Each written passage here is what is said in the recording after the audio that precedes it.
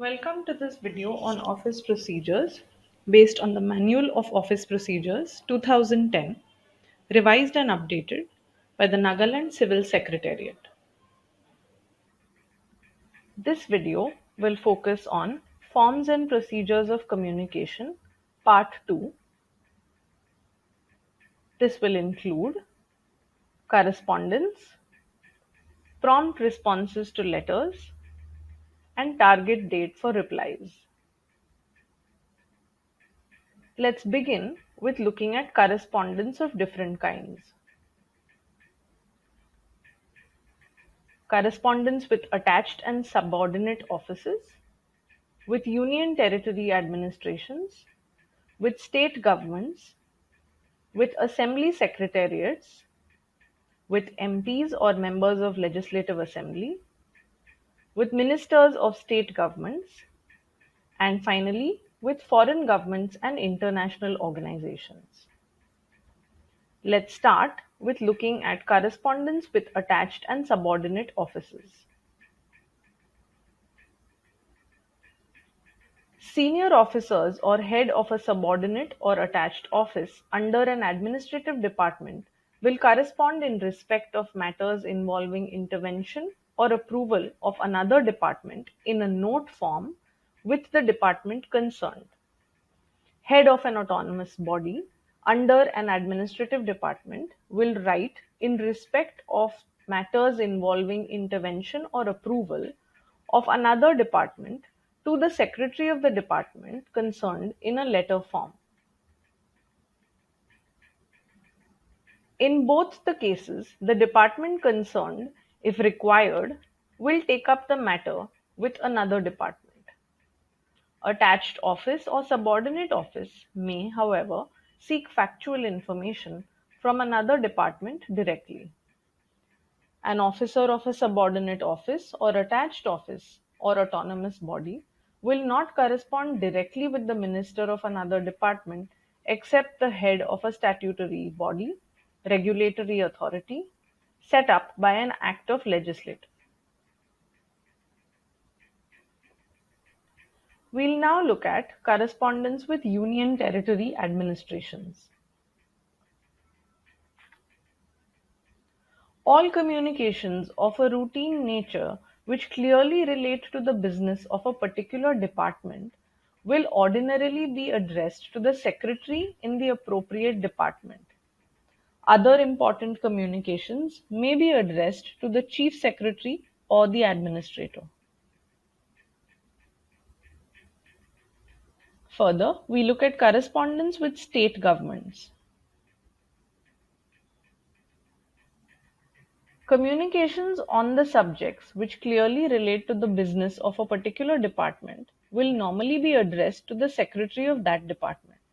Other communications, including those of special nature or importance, warranting attention at higher levels, may be addressed to the chief secretary. Demi-official letters can also be sent to officers of state governments. In case of demi-official communications to the chief secretary of a state, this level will not be below the level of joint secretary. Communications other than those of a purely routine nature, example acknowledgements, will not ordinarily be addressed to the state governments except with the prior approval and over the signature of the branch officer.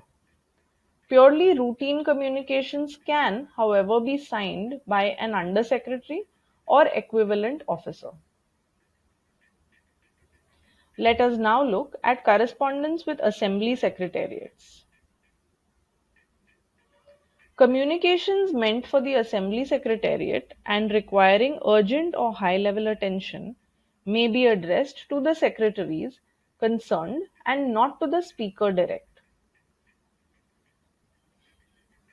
We now look at correspondence with MPs or members of Legislative Assembly. Communications received from MPs or MLAs should be attended to promptly. Where a communication is addressed to a minister, it should, as far as practicable, be replied to by the minister himself. In other cases, a reply should normally be issued over the signature of an officer of the rank of secretary only.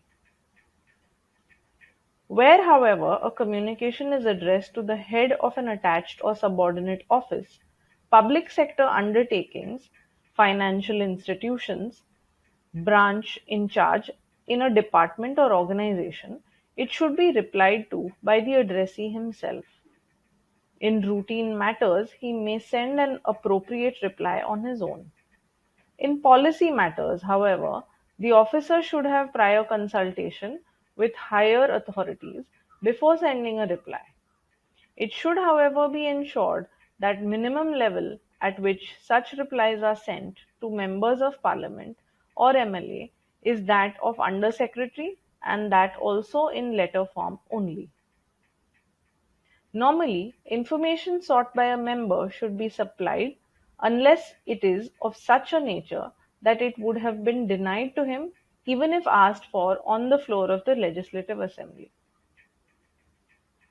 As far as possible in corresponding with MPs or MLAs, pre-printed or cyclo-styled replies should be avoided.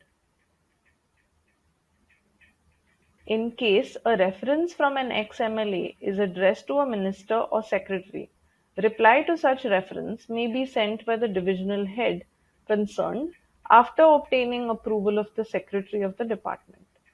In case the reference is addressed to a lower level officer, reply to such reference could be sent by the officer on his own in non-policy cases and after obtaining approval of the higher authorities in policy cases. However, the minimum level at which reply could be sent should be that of an under secretary, and that too in letter form only.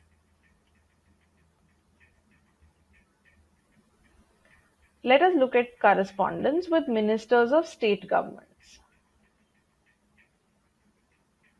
The procedure laid down in the above paragraph on the previous slide may also be followed in dealing with communications received from the ministers of state governments.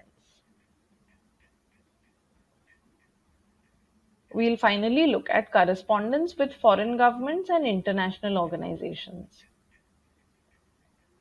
Correspondence with foreign governments and their missions in India, heads of Indian diplomatic missions and posts abroad, and United Nations and its specialized agencies will normally be channelized through the Ministry of External Affairs.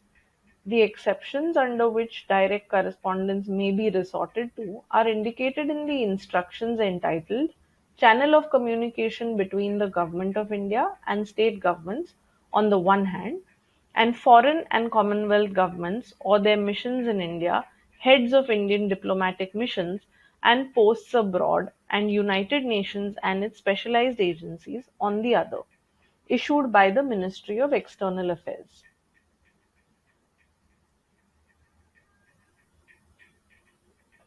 We will now look at prompt responses to letters. Each communication received from a member of parliament or MLA, a member of the public, a recognized association, or a public body will be acknowledged within 15 days, followed by a reply within the next 15 days of acknowledgement sent. Where delay is anticipated in sending a final reply, or information has to be obtained from another department or another office, an interim reply will be sent within a month from the date of receipt, indicating the possible date by which a final reply can be given. If any such communication is wrongly addressed to a department, it will be transferred promptly within a week to the appropriate department under intimation to the party concerned. Where the request of a member of the public cannot be acceded to for any reason, reasons for not acceding to such a request should be given. As far as possible, requests from members of public should be looked at from the user's point of view and not solely from the point of view of what may be administratively convenient.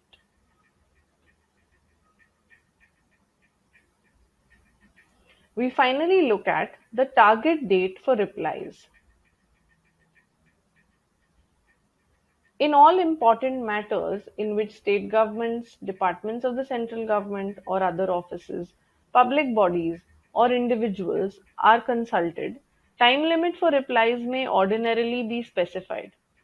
On the expiry of the specified date, orders of the appropriate authority may be obtained on whether the offices whose replies have not been received may be allowed an extension of time, or whether the matter may be processed without waiting for their replies.